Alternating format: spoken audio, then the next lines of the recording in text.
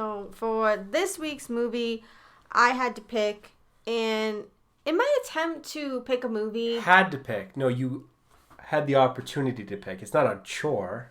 Okay, no, but it's hard with horror movies or October movies that have horror vibes, because I wouldn't qualify this as a horror movie, but I love horror movies, and I have a hard time picking them because I want to mix in things I haven't seen with things I have seen and whatever.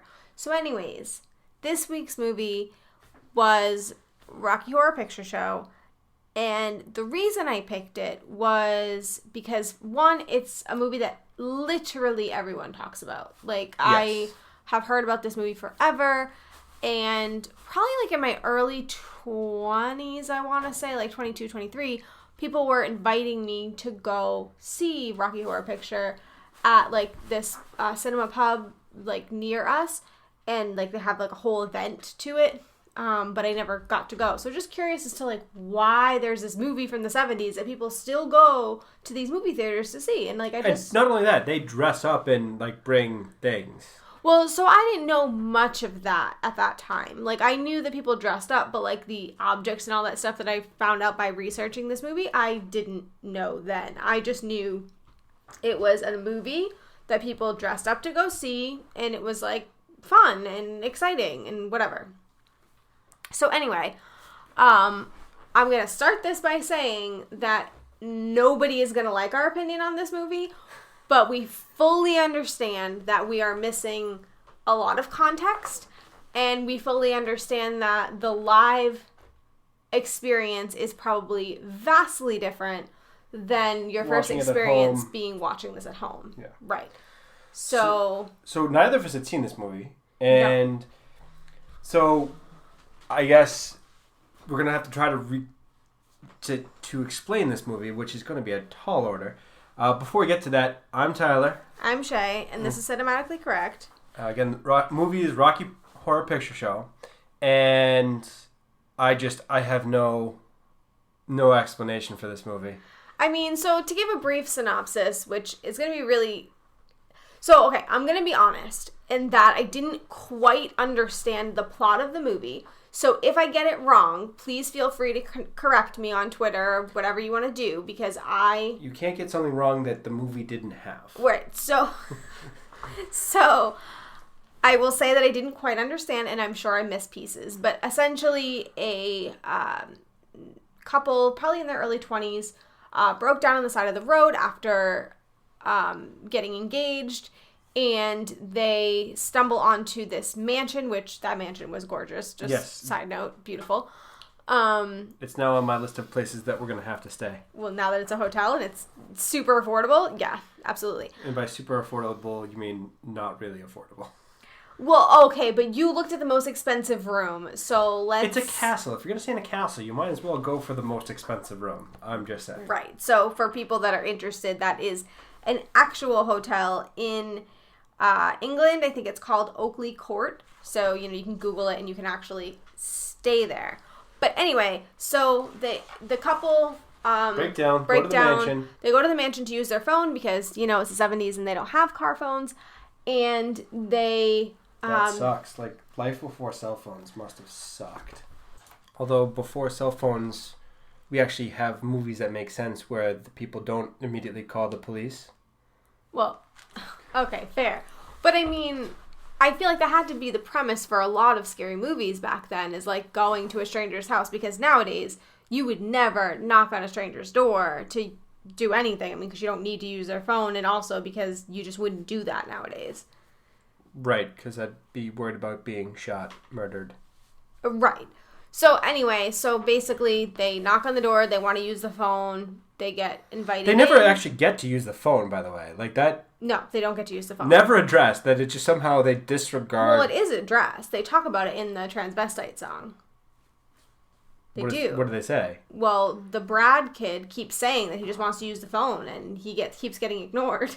Right. So, anyway, basically they come in, they realize that there's like some kind of party thing happening. I can't really explain what's happening. And... but then Tim Curry comes down. The elevator thing, Yeah, it was an elevator. It's an old-timey elevator with no safety features of any kind.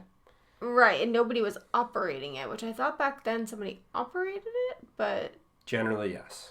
But anyway, he came down, and he was obviously, like, the head of everything, which got confusing later on in the movie. I guess he was technically the person who owned the house, but it was really... There was no explanation whatsoever for any of this. No, because it got confusing later, because he seemed like he was the head and he ran everything. But he didn't. But apparently not. So then... Spoilers. Yeah. And then it goes into him... singing a song. Singing a song. In drag. Or dressed in female lingerie. Right. And then you learn that he created a male... sex toy? slave? Yeah, I mean, it's obviously Frankenstein It's monster, for the modern but it's... world. Yeah, it's kind of really over the top creepy. Yeah, blonde hair, blue eyes, questionable. Yeah. Questionable stuff. A couple Nazi references there. A little bit too much for my taste. And I'm now on a list for this movie. Yeah. Well, I mean, we'll get into the nuances, but this is just supposed to be a brief overview. I just don't really know what happened, so it's hard to be brief. But anyway, after that is created, there's jealousy because Tim Curry's character also sleeps with everyone. Basically everyone, yeah. I mean, I think actually slept with everyone except for maybe the guy with the humpback. Probably. I think so. I mean, he maybe slept with them too. I don't know. And yeah, and then you find out that they're aliens and that Tim Curry was sent to Earth to fulfill a mission, but that wasn't explained before in the movie, so it was just kind of thrown in there, and it was just... Yeah, and he gets killed because he was being too...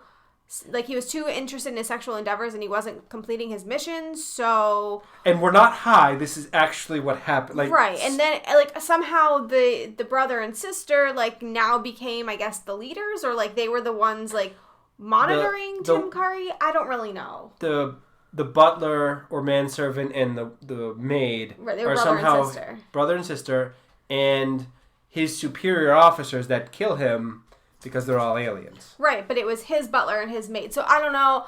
The whole thing confused me. I'm not really sure. But anyways, that's the brief summary. So that's what happened.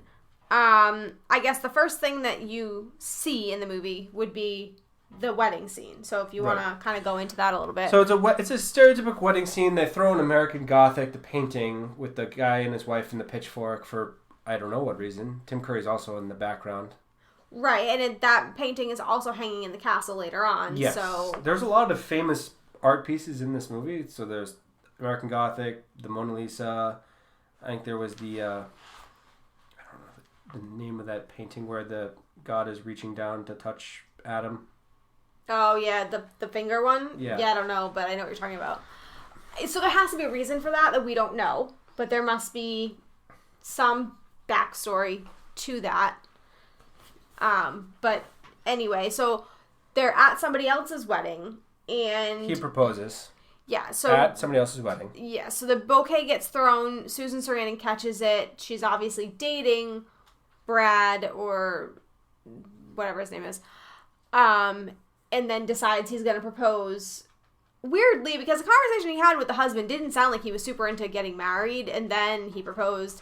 Right. It was weird. And then sang Damn It, Janet, which I'll give you was a catchy tune. They were all catchy tunes in this movie. That I will give that to them.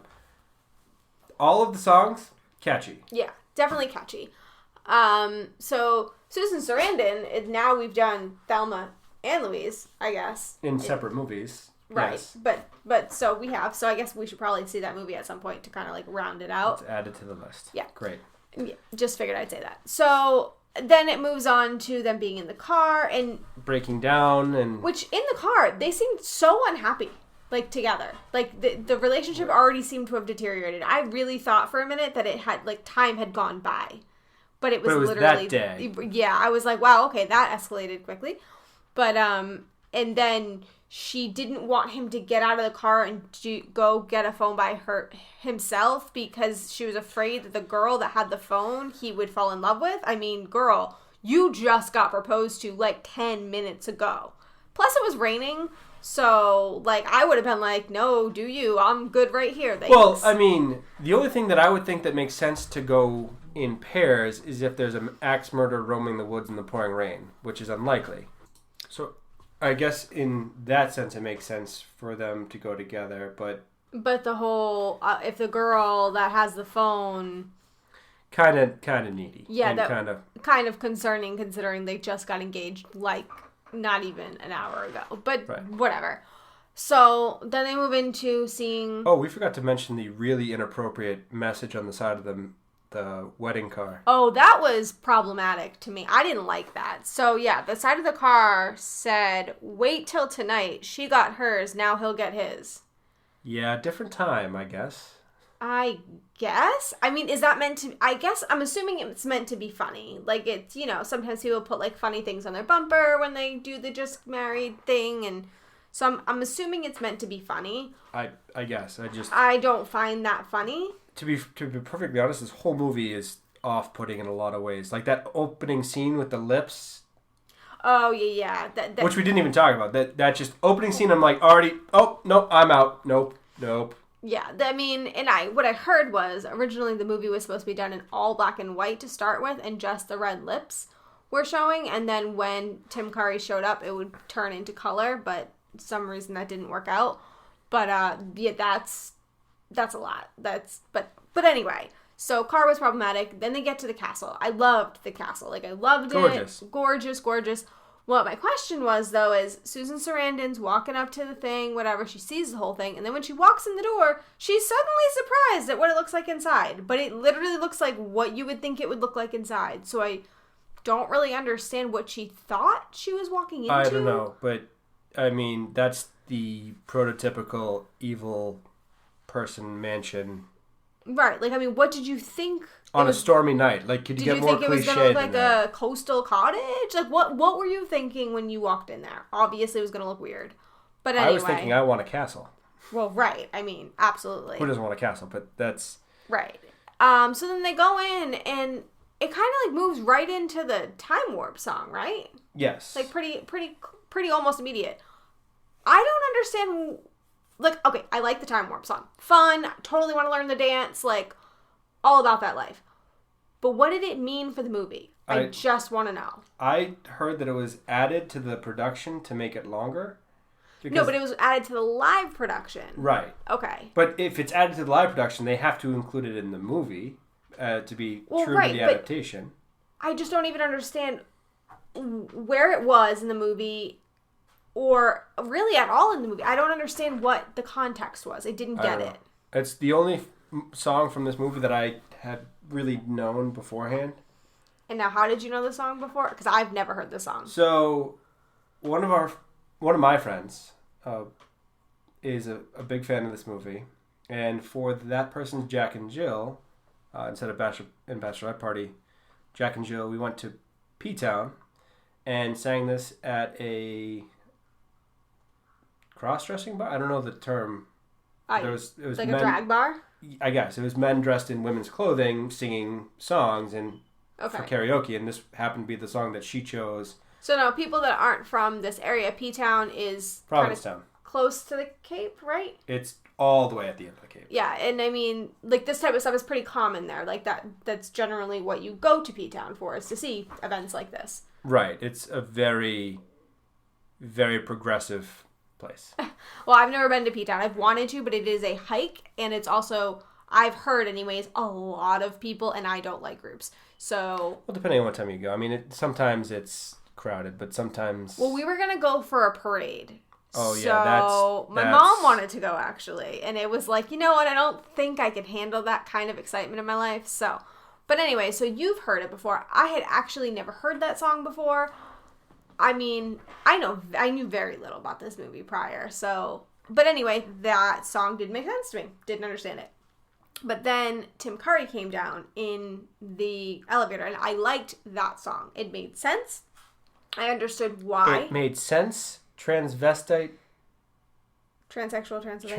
Well, I mean...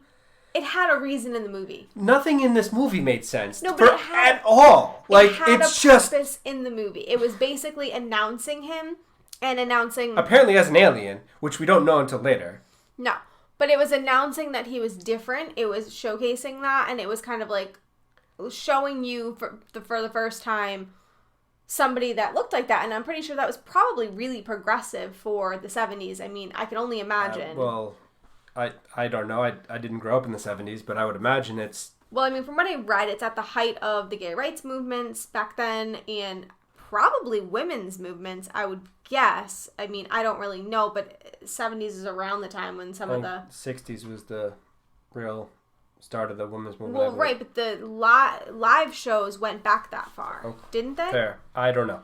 So, probably. But anyways, so I can only imagine that this is pretty progressive, and I really love Tim Curry's singing voice. Like, he killed it. He has an amazing singing voice. Self-confident as hell. Which is, did you see any interviews with him when you did research for this? No. He is very soft-spoken, well-spoken. Doesn't even look at the interviewer in the eye. Very, like, shy, bashful. And I'm like, dude, you played that part. Like, you rocked it. Like, and he did this part for many, many years because he did it live. In England, they moved it to California, and then he took a break to go do the movie. So, I mean, He played this part for quite a long time. Like, good for him. Apparently, it was one of Princess Diana's favorites. Yeah, didn't he say something about, like, he got to, like, meet her because of that? Yeah. Yeah, I mean, I don't know anything about Princess Diana. I'm pretty sure she died, like, when I was so young. Yes. Her driver was being harassed by paparazzi and was possibly tipsy or drunk. Intoxicated, right? Yes. And crashed and she died. Yeah, so, I mean, I don't know much about, like, what she was into, but I did read that Elvis Presley almost was in this movie as, I think, Meatloaf's character, Eddie. I want to say. Yes. So, I mean, a lot of weird almost happens. Because that would have been weird, because in the stage production, Eddie and the Doctor are the same person. Which I think would have been cool. But I can't imagine ever thinking Elvis Presley is a professor. To be fair, I can't think of that as Meatloaf either, to be perfectly honest, but... Okay, fair, but... First of all, Meatloaf looked amazing in this movie. Like, I have seen a lot of videos of Meatloaf just because I watch a lot of, like, you know, videos of, like, songs that I like, the Paradise by the Dashboard Light, and You Took the Words Right Out of My Mouth, and, like, all these things. And he's... I mean, not a good-looking dude, like, at all. Like, it's kind of horrifying how bad-looking he is. But in this movie, I was kind of like, all right, I see it. So he was real young in this movie. But Elvis Presley, I feel like would have just been... It would have been too weird. Like, I don't feel... I mean, for a weird movie, that's just one extra weird thing. Right. Why not David Bowie? They obviously took so much inspiration from him. Well, because if David Bowie was in this, then he'd have to be the Doctor, Frankenfurter. Why couldn't he be? That would have to be. Well, I mean, they obviously took a lot of inspiration from him. Right. I think they even said they had his hairstylist, I want to say. His makeup artist. Oh, makeup artist. Okay. Was the person that did all the makeup for the movie. Right.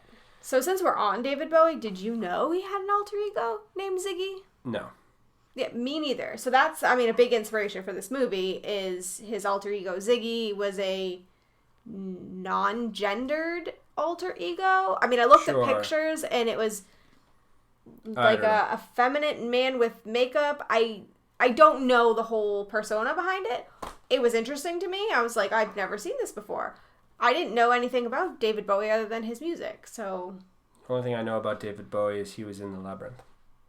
I didn't even know that. Like, I mean, I think the only time I ever heard of David Bowie was in the Wedding Singer movie, and I looked his music up then to know who he was. So, that's how little I know about David Bowie. It's so random. This is the most random podcast I think we've ever done, but that's not our fault. I have a question.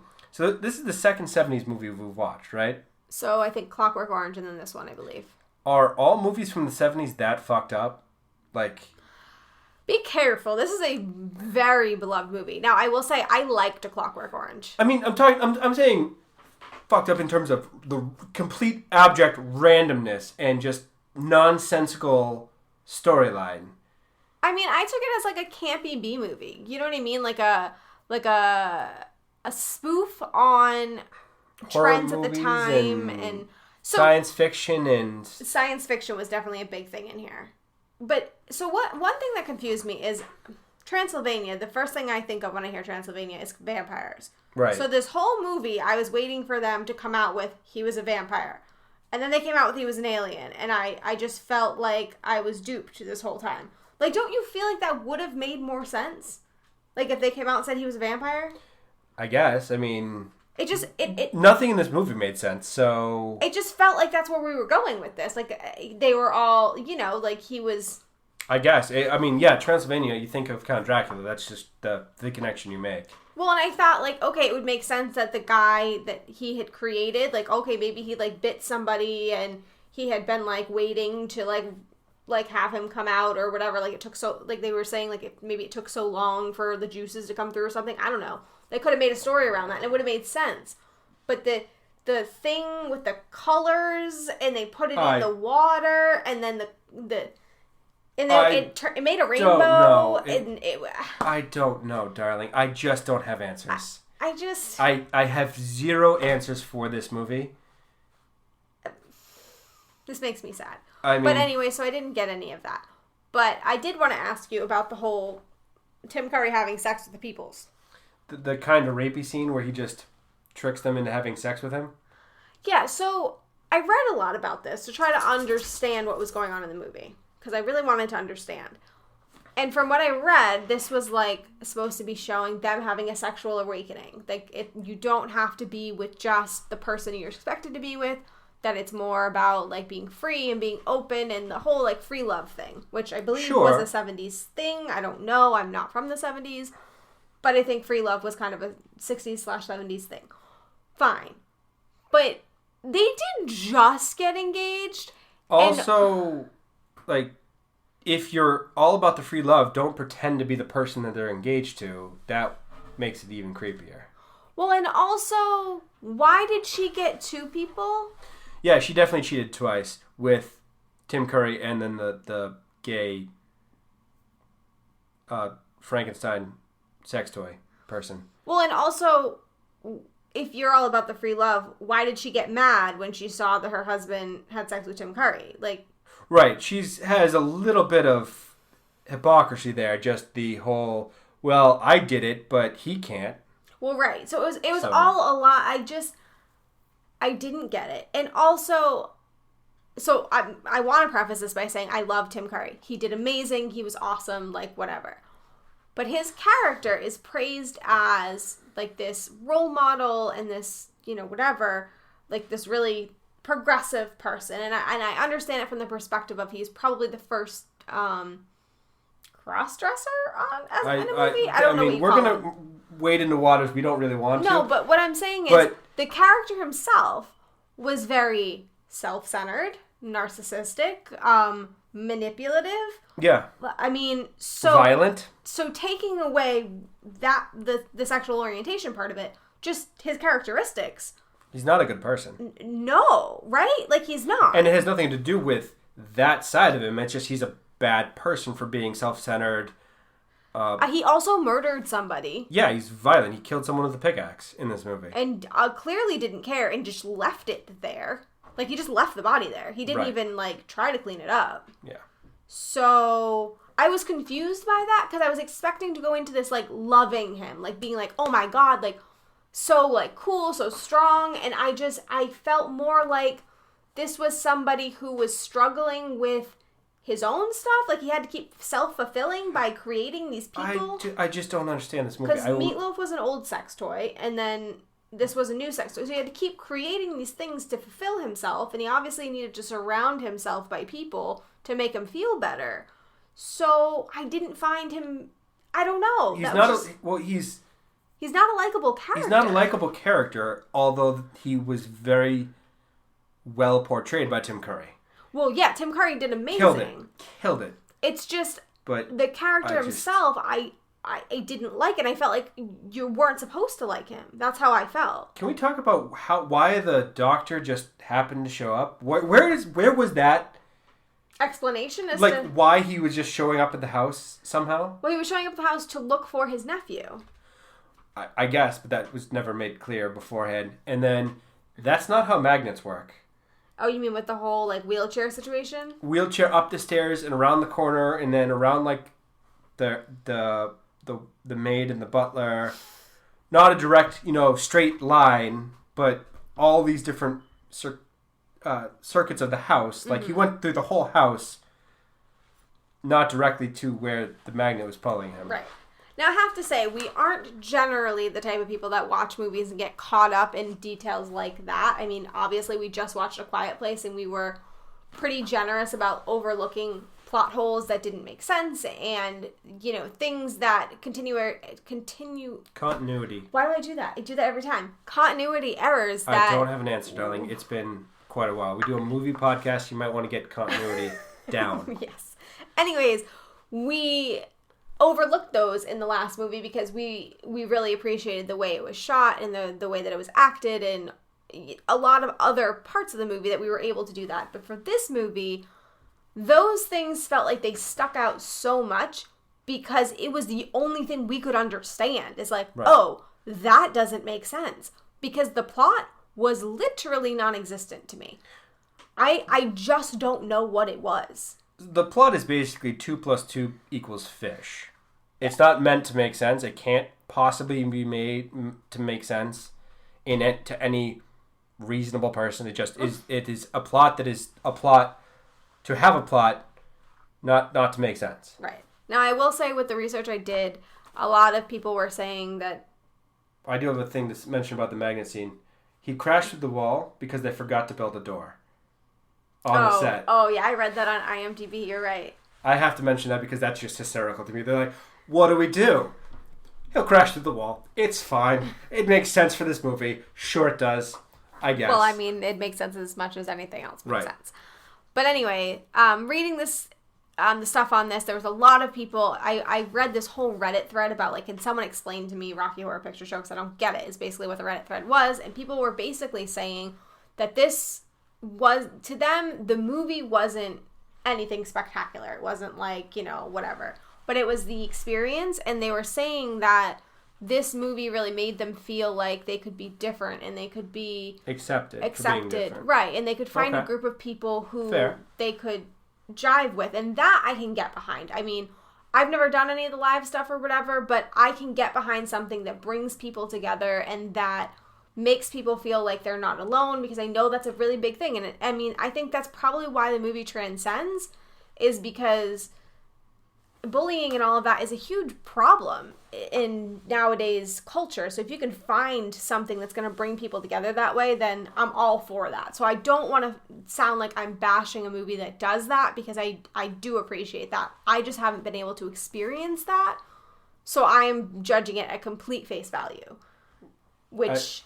I mean, to be fair, I'm approaching it that same way. I'm looking at it at face value. I'm not trying to find the deeper meaning to this movie. Well, I just had a hard time finding it.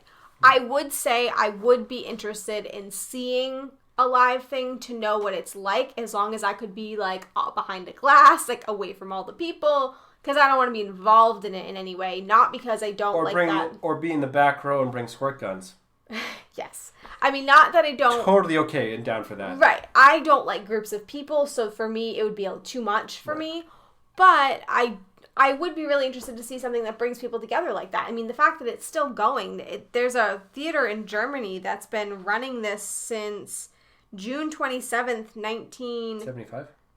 77? Something like that? 77.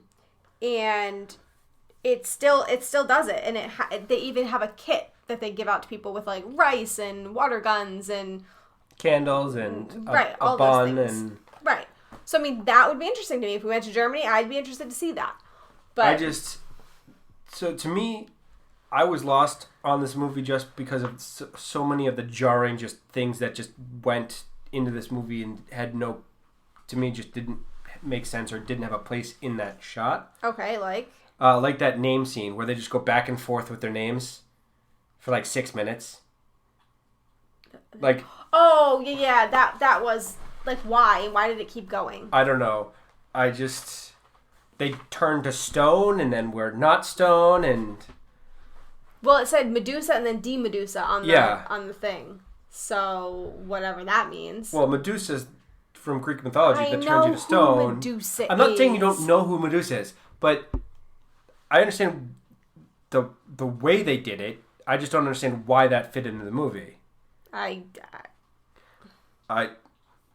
mean, at the end when that final scene where they're applauding, but they're fictional audience members that are not actually applauding. Right. That made sense to me because who would applaud that travesty that they just watched?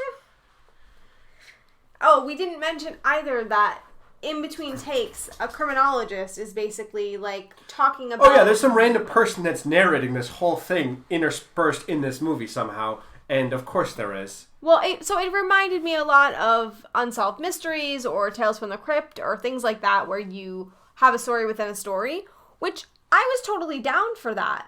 But what was he narrating? Was it the missing or disappearance of the couple? Or, like, I just wasn't sure because they didn't disappear. They came back. Like, they survived. Right, so I wasn't sure what he was... If they had died, okay. But they didn't... Tim Curry died, but he was an alien, so you wouldn't narrate that. So I was confused. I was very confused. But... So, yeah. That's the movie. I have other facts from my research, but I don't really have anything else to add to this movie other than I don't understand.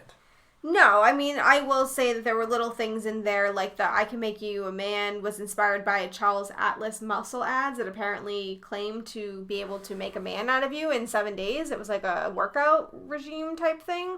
I tried to find it, but couldn't seem to find much, but it seemed pretty problematic from what I read. And also, Steve Martin auditioned for the role of Brad, so I can only imagine what that would have been like. That would have been interesting, because Steve Martin... is amazing. Yeah, fantastic. But I can't picture that. But anyway, so yeah, I don't have much. I mean, I will say there was a remake done.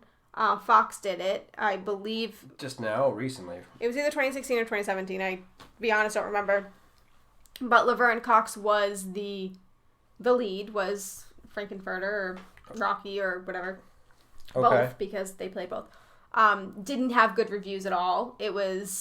It kind of flopped. People said that it didn't have the flavor that this had.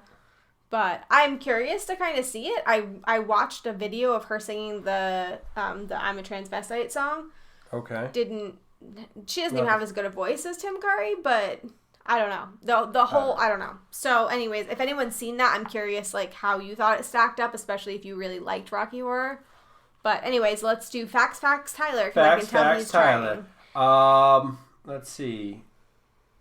There was no heater bathrooms on set, which I ain't taking that job if there's not a bathroom in. Oh yeah, Susan Sarandon got pneumonia because of that. Yeah, that's a problem. Need a bathroom.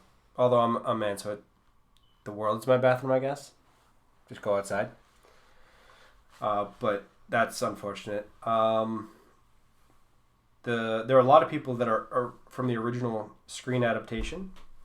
Tim Curry, Richard O'Brien, Patricia Quinn, and Nell Campbell were all from the original. Meatloaf was the first person to sing his song correctly. Well, I mean, he is a singer. Well, every other person that had sung that for the stage had flubbed a line or two, apparently. But he is incredible. But so he was the only he took one look at it, he's like, what's the problem? And sang it. This is also our second Meatloaf film, which is strange. Yes. Second Meatloaf film. He is the second actor that we've ever done twice. And who's the first? Vincent D'Onofrio. Oh. Fair. Let's see. What else do I have?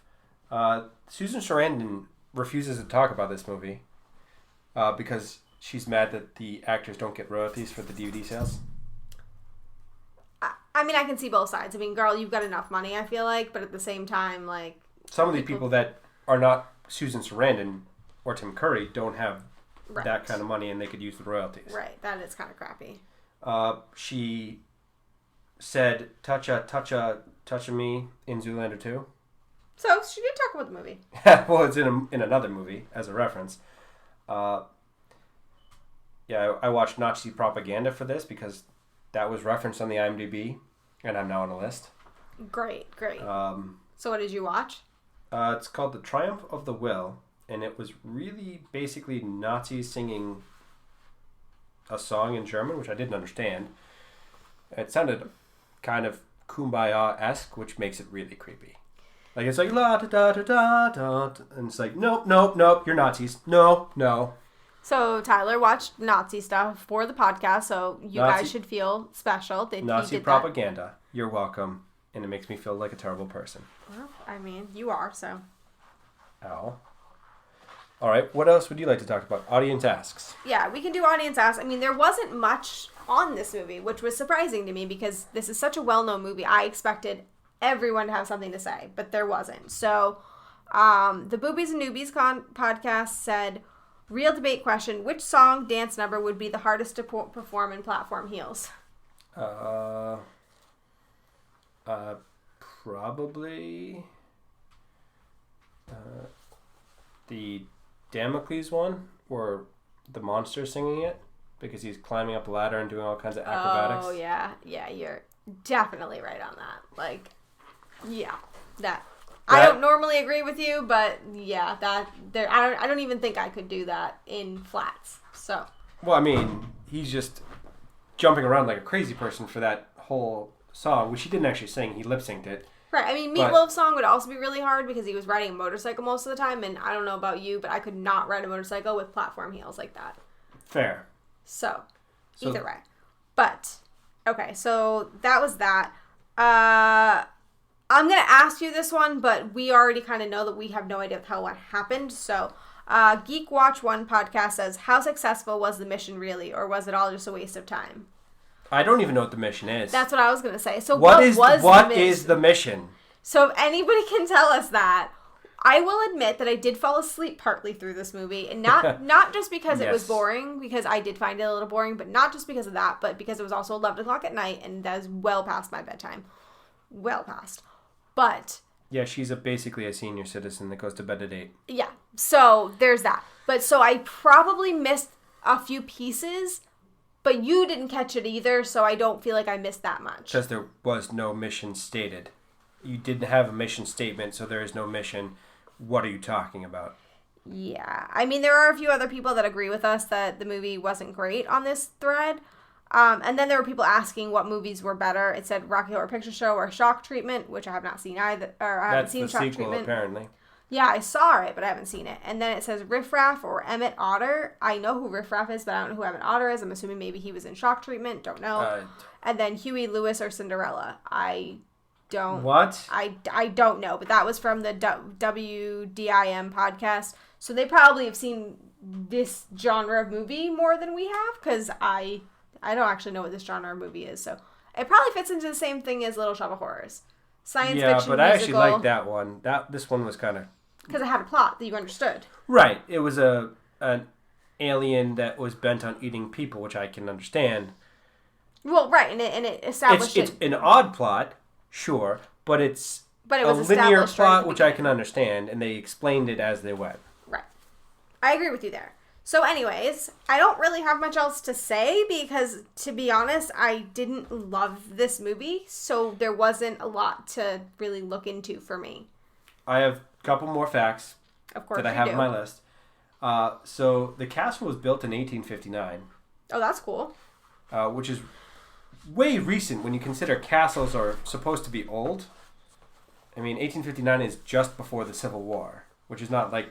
Who said castles are supposed to be old? They can't be new castles? Well, so when you think of a castle, you think of knights and armor and all that kind of stuff, generally. Well, yeah, but there could be new castles.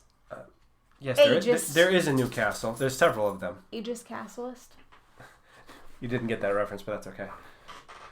No, I didn't, and I don't know that I need to. Okay. Richard Nixon's resignation was played on the radio, which I caught while watching the movie. I was listening and I was like, that's Richard Nixon.